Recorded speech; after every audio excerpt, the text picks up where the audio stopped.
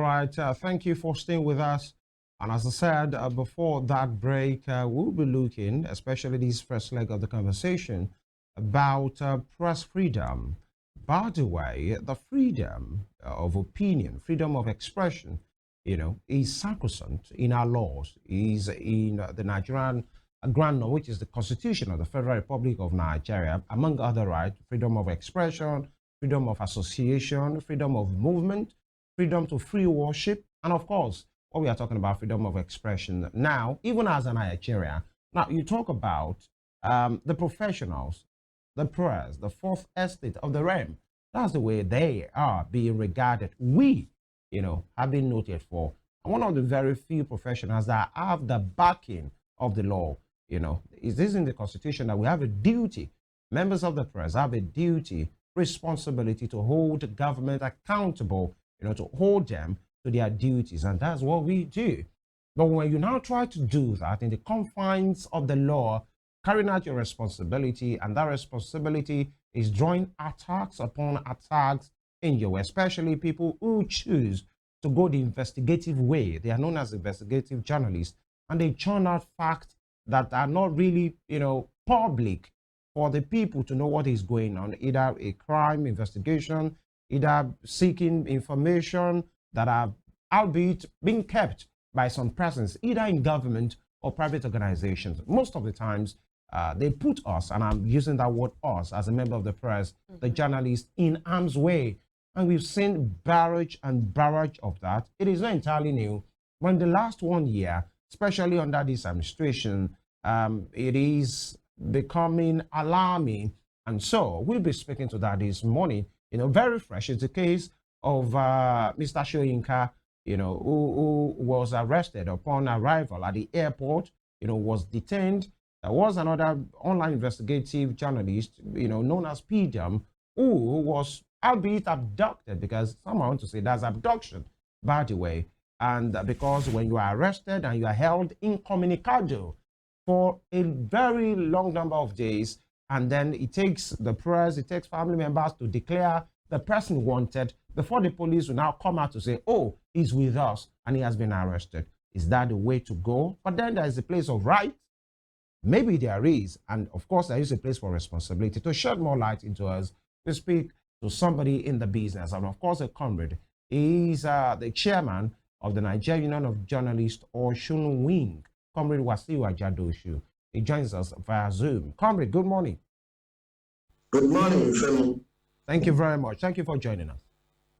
Thank you for the opportunity. Yeah, I'm very sure you had my introduction. And of course, with somebody in the business and the profession, and of course, you're a comrade seeking to the welfare of your members, especially in Osun State. Are you worried that press freedom is under attack? Are you worried or that this is not what you signed up for, especially when somebody like you started this work? Or it is just normal? It is what we experience every day? No, it has become a source of worry to us, especially the media professionals. Because if we go by the Constitution of Federal Republic of Nigeria, the section 22 of the Constitution stipulates that the media, the radio, the television, the newspapers are given the opportunity to hold those in government accountable. This is a constitutional responsibility that is being given to us. Aside that, under the fundamental human right, there's a freedom of expression. And basically, there's a Press Freedom Act, which was signed to law around 2011. And the question is this. With the book that happens around, I would say truly the press are enjoying this freedom. Absolutely no. Absolutely is no. Because daily, day in, day out, our members are being subjected to harassment. They are being incarcerated. Some are being arrested without even knowing the cause of the arrest or what actually they have done to warrant arrest. So we are not enjoying this freedom, absolute freedom. We have not been given freedom. And let me tell you this, there's the Freedom of Information Act. Some documents, some government documents are still classified as confidential documents. And under this act, it It gives us the opportunity to access any form of information, to know what is happening, and to bring it to the public forum so that people will understand what government is doing.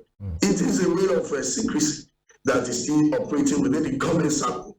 And this is why we said this freedom of information that has been given to us is not freedom of information.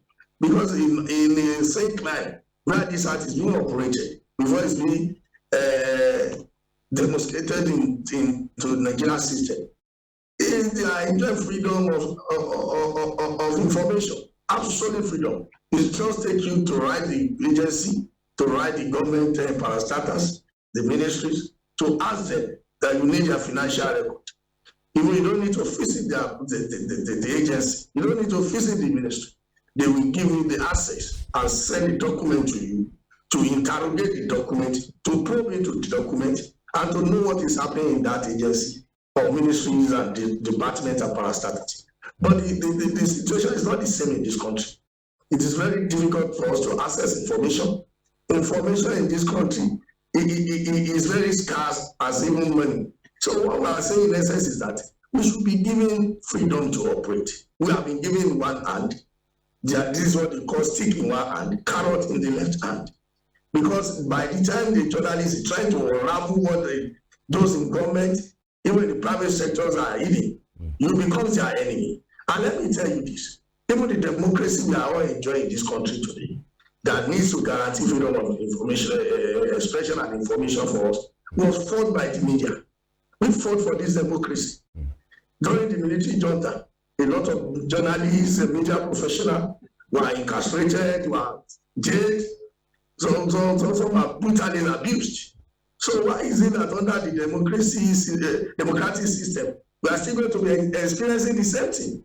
Look at what happened during the bad governance protest. Some of our members were arrested, about 56 of them. Yakubu Muhammad was arrested. Dare Adefiso was arrested. And lots of others, just because they are performing their professional responsibilities and duties. And this is why we say we should be more mature in our democratic system. In a civilized democracy, such acts cannot be tolerated. What are we trying to, the message we are conveying to the world? Are we still saying that we are passionate military and democratic system? There should be freedom of information, access into information. People must know. You must know. And through what medium should they know? It's through the journalists. So that's exactly what we are saying, that we should be given the opportunity to perform our responsibility. Right. Don't clap down on us. Allow us to perform our duties. These have been our demand. This responsibility is being recognized by the Constitution. All what we are doing is within the confines of the Constitution. That we should hold government accountable. We should give the public information that will be of help to them. Right. Our duty is very simple. Our duty is to hold those in government accountable and promote public interest, national and public interest, through our reportage.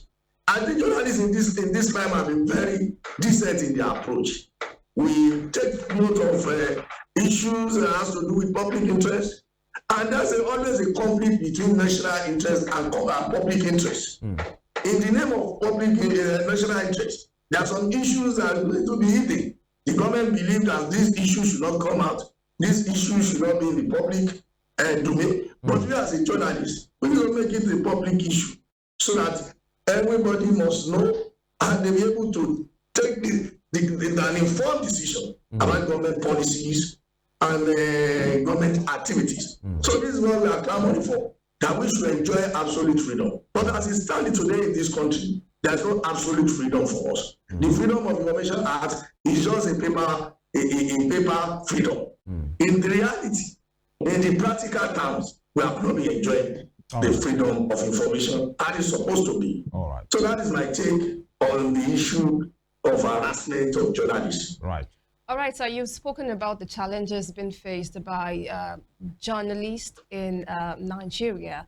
And then we know we have different unions, organizations that fight for the right of journalists, which you've mentioned that there are some bodies that try to, even in the constitutions, we have different rules that guide the right of journalists. So I want to ask you, are there any political reasons or do you feel that political instability or corruption is one of the reasons why press don't have their freedom? Because if you're talking about press freedom, is journalists, do they have that independent?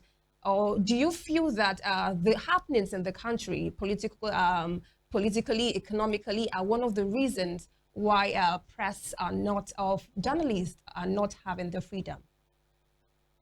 Thank you very much. Let me look at the issue you raised in different perspectives. I look at it from economic perspective, the economic perspective, and the corruption has been eating deep into our fabrics in this country. From political perspective, the politicians, the political actors can never be friends to journalists because they have something they are eating. And in the process of unraveling what they are eating, you become their enemy. I used to say that every opportunity, at any given opportunity, that journalists should not be seen as enemy by political gladiators. We are partner in progress. We are working to achieve a task. And the task is the betterment of this country, the betterment of every Nigerian. That is what we are targeting. So we should not be seen as enemy. So when you look at the political perspective to the issue you raised, we can never be a friend to a politician, a politician that has something to hide, because our own responsibility is to unravel what they are eating, to unravel their secret that is of public interest. But they want to keep it secret. In that perspective, they will not see us, they will always see us as enemy. When you look at the economic aspect, the economic perspective, even are you aware that journalists are not being well paid, and the remuneration of journalists is something else? And this is even giving those in the political circle opportunity, because some of our colleagues are not being paid. They are being exposed to various harassment every day, because when you don't have economic power, you lack a lot of power. And that is actually a factor also equally affecting our operation.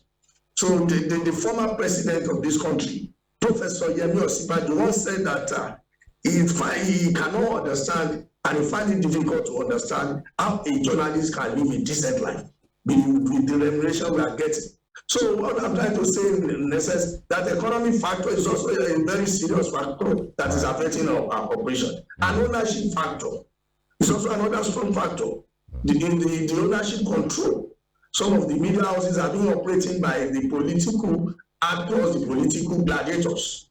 And there's a piece saying that he who pays the piper, they take the tune. And it is equally affecting our profession. It's equally affecting our operations.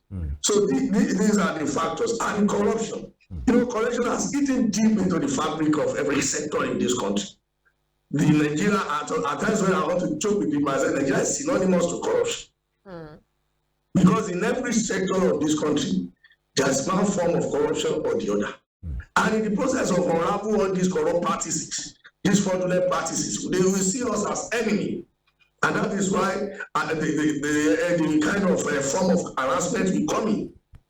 So these are the indices and the variables that are causing certain crises between those in the position of authority, even those in the public private sectors that always see journalists as enemy. All right. So we want to unravel what they are eating. So, and the process of unravel what they are eating, we becomes an enemy. All right. You know, I want us to make a clarification, comrade, that this attack on the press, you know, putting the, press being in the arm's way, because you spoke essentially to maybe the people in government being uncomfortable with the kind of work and information and unraveling of some hidden information from people in power that's supposed to be made public in the public interest. I want us to clarify, attack on the press, is it basically from people in power? Is it basically from people in government, or journalists like yourself, the press, are being attacked by non-state actors as well? Because we must look that part, because it sounded like the only attacks you have on the press is always coming from the government.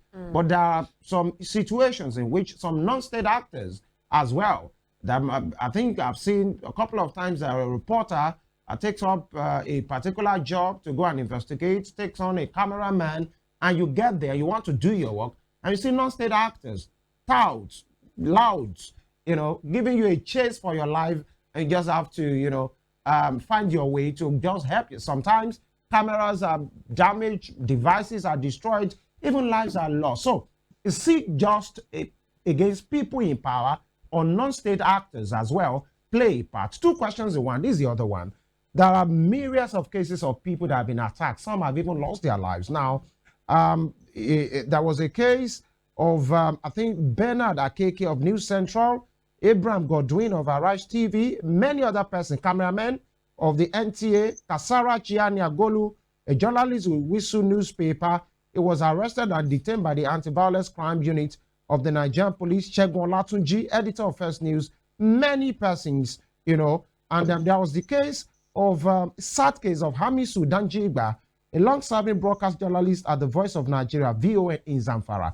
It was found in Sokowe 3 days. His body was found in a Sokowe, the septic tank, 3 days after he was abducted in September 2023. Police said his kidnapper stabbed him to death when he tried to overpower them.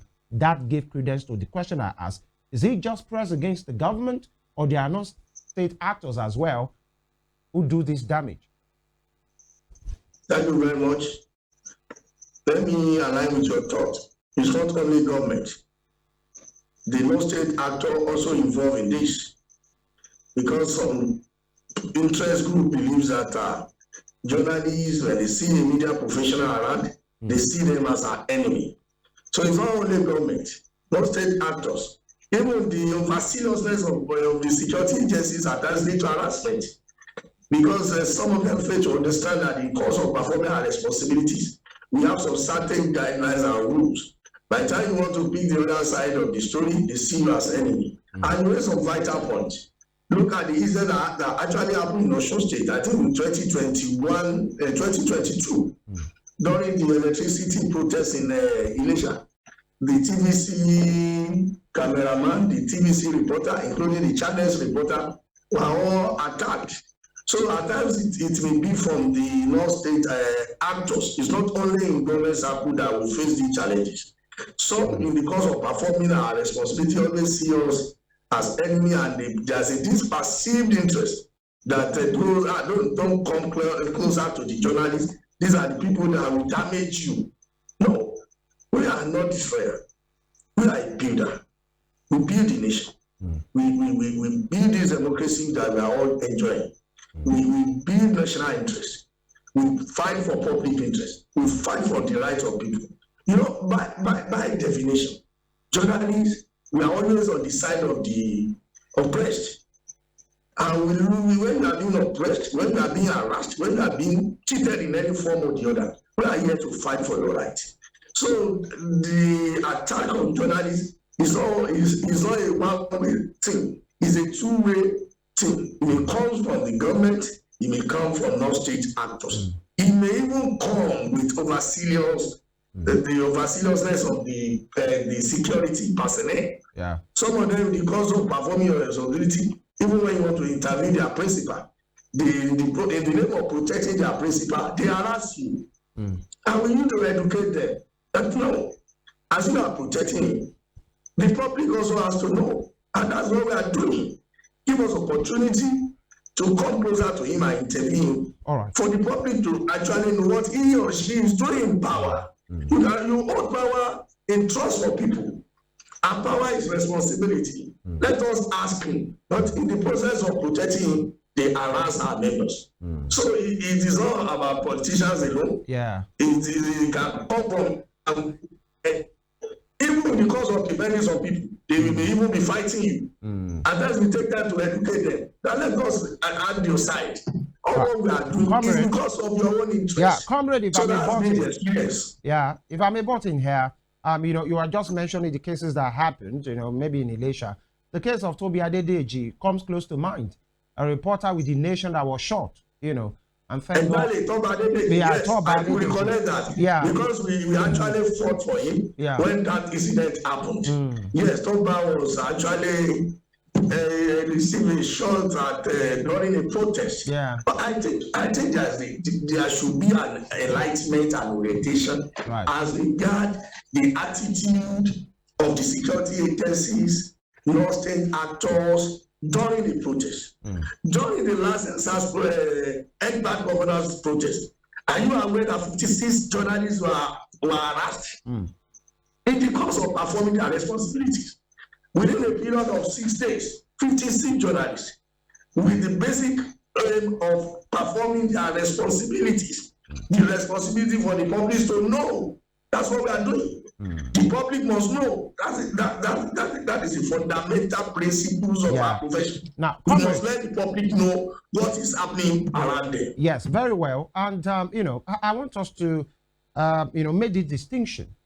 The attack on the press, as we said, as you have said as well, is not entirely new. It has always been like that. Pre-democracy, during the struggle, even President Bola Ahmed Tinubu, I think in December 2023, was speaking at the MPAN, I think the Publishers Association of Nigeria's meeting. He recognized the part that the media played in the democratic struggle during the military era. I think he said, you held our feet during that time. This was actually you talking. Now it's time for us to support you. And this is what we are now witnessing. Now, this surge in these cases, the PDOM situation, you know, it was quite a disheartening one. One online investigative journalist like that, who government had issues with, or let me say it this way, who was just all of a sudden found, people were looking for him. It was being looked for, more like lost and found. Only he took his friends, he took the media community, the press community rather, his relatives to rally around, declare him missing before he was found in the detention of the security operatives almost 10 or 11 days later. And these are the issues. Comrade, people are saying, if actually this guy has done something wrong, why not arrest him and let his people know, let him have his days in court? Why arrest somebody in spite of whatever you might have against them and just keep them in detention? Incommunicado, nothing was said around him. And these are the issues as well. Mr. Soyinka that we just talked about arrived from Nigeria. He was detained for almost 6 hours before he was released. The question is this surge in this harassment, do you think is more peculiar to this administration? Do you think the surge has really increased? Does it speak to the fact that the Tinubu government, or government as we have at this time, they are not open to dissenting voices? Maybe they are anti-media. Will you say it that way? No, I don't see that perspective that, I mean, I actually look at it that the surge has actually increased. And the harassment of journalists is it's not started today. It has been a recurring decimal. So, but the recent experience of arresting a journalist without communicating his family, look at the case of Soyinka. I'm trying to recollect the name of the man that was known in the security custody for almost 11 days without the knowledge of his family. Even the press family, the media family, we were just shouting that we could not trace this man. Is he being kidnapped? Where is he? So these are the experience that one we say we are uncomfortable with. So I think in your analogy, I want to agree with you that what we are experiencing now is actually can be likened to military era. Why am I saying this? If you understand during the military era, if you are a journalist and you are going out, you just need to go out with your toothpaste and your brush. So that because you cannot guarantee whether you are going to sleep in your house. But with the recent happenings, it is coming with a different dimension. Whereas when you guys just arrived without any, up to now, we are yet to get a clear picture of why Soyinka was delayed for almost 6 hours. No explanation to that respect. So the experience now is becoming a kind of experience that we even find it difficult to understand. Is it difficult for government to listen to the other side, any information that is not palatable to them? Why is it difficult that you crack down on us? Why is it difficult for us to allow us to perform our responsibility? Why is it difficult for us to give us the total freedom of information that has been signed to law? Why is it difficult for you to give us the opportunity provided for us in the Constitution, which is the fundamental right of expression? Why is it difficult for government and non-state actors to allow us to operate in line with our ethics? Why is it difficult for them to allow us to actually safeguard this democracy that we fought for? So the recent experience is of great concern to all of us, because we believe that to strengthen democracy, we need a strong media, we need a strong institutions. So there's a structural imbalance. All right, comrade. And yes, there's a structural imbalance, and we need to do things about this to actually forestall the occurrence of these happenings. all right. We need to forestall it, actually to allow the democracy to grow. To grow, yeah. With absence of free media, the democracy will be in question and democracy will be in danger. All right, sir. Thank you for that. I also want to ask you, you mentioned earlier about corruption, and then in every body in government, we always have the bad eggs. How corrupt-free is the press? Because yes, we talk about a government not allowing journalists to perform their right, but we also have some bad eggs amongst the journalists who are maybe trying to sabotage the effort of those ones who are really working to favor the minority. So how has the NUJ been able to control this? How have they been able to interfere in cases like, because we have issues where people collect brown envelopes, just to favor. Some journalists are even instrument for politicians. Yes, they work in favor of them. And in some cases, I don't know if you feel there are double standards on how the government handles some press, some media houses, some media outlets. Maybe some people are being favored, maybe where they're out there, they are not being attacked, but we have some set of people that once you see them, they're always told that, once you see them, you see their van, just attack them. Do you feel that there are some set of media houses that are being favorable due to what they get from the government? Thank you very much. Your question is two in one. The first is how we are managing the bad eggs in the profession. There are bad eggs in every profession. Yeah. In every profession. It's not peculiar to journalism alone. And the experience within the journalism circle is that you have to register. We have registered members. Until when the society understands this, that not all those who claim to be a journalist are journalists. So there are some who paraded themselves as a journalist. And that is why we set up a technical committee that goes around to ask questions. If you claim to be a journalist, we must verify that. To know that truly are you a journalist. Right. And with the advent of the new media, it becomes an issue. Because anybody that can afford an Android phone now is a journalist. And he goes around parading himself as a one. When he or she does not even possess the requisite to be a journalist, without educational background, without the knowledge about the profession. And you see him going around claiming to be a journalist. This is a fundamental problem we are facing now. But within the AUJ, we have registered members. We have members that are registered with us. And those are the members we recognize. Any other person operating outside the registration of the AUJ in the state, he or she is a fake journalist. And he has tendency to be a corrupt one. So we educate our members. There is a periodical training. And we tell them the implication of engaging in any form of corruption. That you don't need to tarnish the image of this profession. This is a recognized profession within the Constitution. I must tell you this. Not all professions are lucky to be recognized by the Constitution. But journalists, we are recognized. And we are backed by the law. And any profession that is backed by the law, that means you can sue and be sued. So in that wise, we believe that the corrupt ones are those who lack the training about the profession. And those who have the prerequisite knowledge about the operation of the media. And those who are just in the profession to meet the public. And you can never see them, we don't respect them, we don't recognize them. So, but there are some who are registered members of the union who could be involved in a form of fraudulent activities or corrupt activities. We have a disciplinary committee We have been saying this and I'm repeating it. If you have a complaint, you come around to the Secretariat of NUJ and your petition, your claim against that journalist will be directed to the disciplinary committee. And the disciplinary committee will try such a person.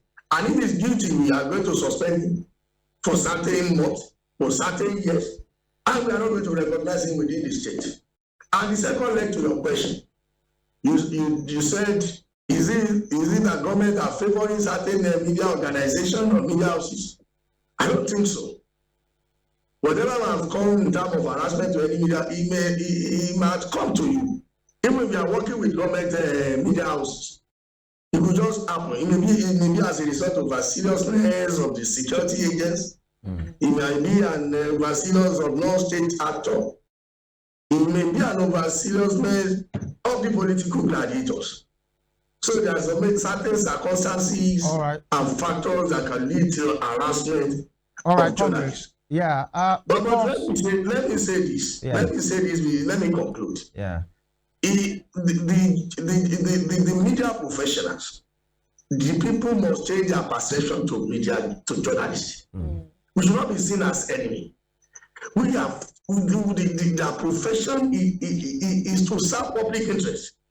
We are one of the professions that serve public interest. It's not about public. We are so interested. We are more or less like an activist. An average journalist is an activist because we always be at the side of the oppressed. We are always on the side of the have-not. We are always on the side of those who are abused. So you should see us as a friend. Very well. So that's my message. Very well. And, we're rounding off. But let me ask you this question. You talked about rights the other time, the right as human being, of course, as a Nigerian, of course, the right as a member of the press, the fourth estate of the realm, who has a constitutional responsibility, to hold government accountable and in the interest of the public good, fine. But then with every right, as we know with the law, comes responsibility as well. You have your right, which even as a Nigerian is not absolute because there is a limit in which you can practice or enjoy your right. Then comes responsibility. People in government, security analysts have blamed some members of the press, the member of the press sometimes, that in the course of doing your work, there is national security, really, and this is the best practice.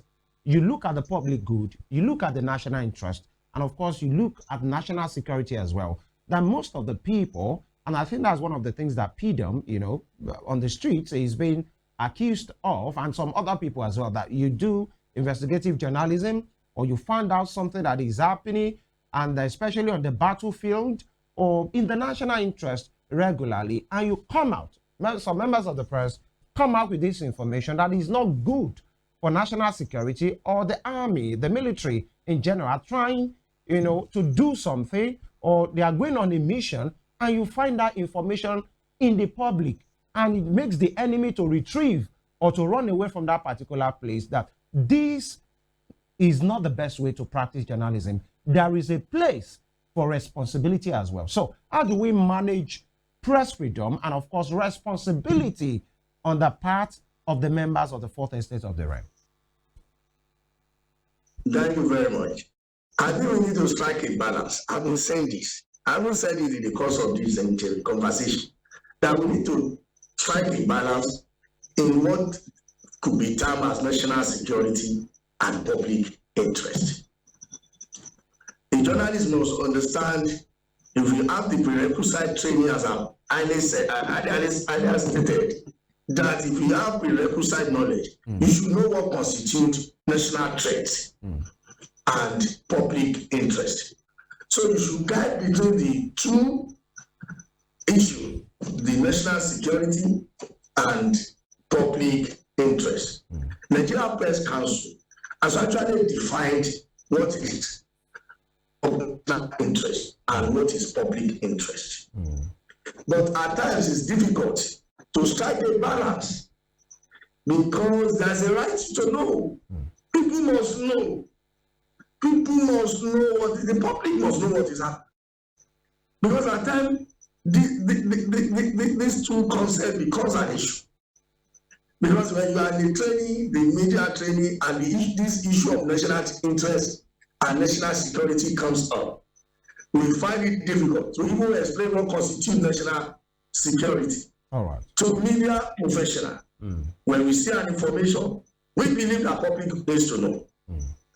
To those in government, they believe the issue is of national interest. Right. So to strike a balance between the two, but there's what we call responsible journalism. Right, exactly. As you rightly pointed out, we need to be responsible in our reportage. You too, you should understand the content that could create crisis, the content that could degenerate to crisis, All right. the content that could lead to imbroglio. These are the issues you need to guide against. All right. Because you should be responsible, you should engage, and you should tell our members at any given opportunity that we should embark on developmental journalism. All right. The betterment of this country is for the benefit of all of us. It's for the benefit of all of us. Thank you very much. Press freedom is what we have been discussing, for the past few minutes. And I'm trying to know if it's really under siege. And of course, Comrade WASIU AJADOSU, the chairman of the OSUN NUJ, has been speaking on the matter, telling us that there is your right and the people should support the media, in the work that we do. And there is a place for responsible journalism as well. Thank you, Comrade, for your time. Thank you for the privilege and opportunity. Thank you. I'm grateful. Very well. And this is where we take this break. We have a work to do. We have a duty to perform. Yeah. We are being backed up by the law. We have a responsibility as well to exercise. We take this break. When we come back, there is a new sheriff in town talking about the Super Eagles of Nigeria. And then you get to meet who is he and, of course, what it brings, the CV, especially the prospect of the Super Eagles of Nigeria. We have very huge qualifiers coming up. Now that we're having a new coach with a dismal performance that we had in the last competition, where is the Super Eagles heading to? Stay with us.